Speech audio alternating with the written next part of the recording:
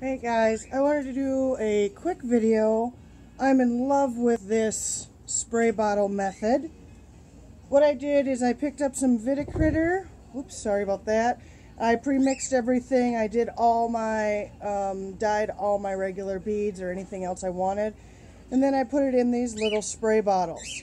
I absolutely am in love. I will go through it. I know it works with the coffee filters. You can dye it really heavy or you can do it light, but I also put some other pieces over here to see we could try together. So as you see, I have red, I have blue, and purple.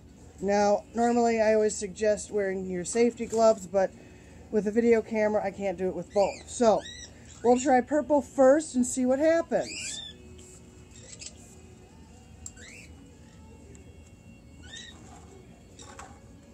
So there's a light spray, and it's getting, I like a more vibrant on here, so I may not,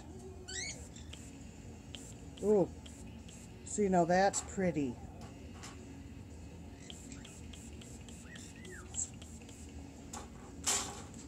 Only nice thing about dipping these is it's one shot. You just dip and go, where this you have to take a little bit more time. You'd have to hold it a little bit more. I guess it'd be depending on what you want. And here is the blue.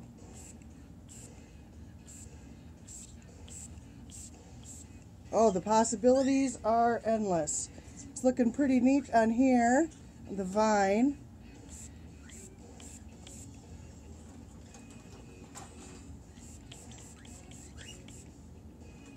It does go all the way through, so this would be comparable to dipping. I think dipping is a little bit better. And here's the red.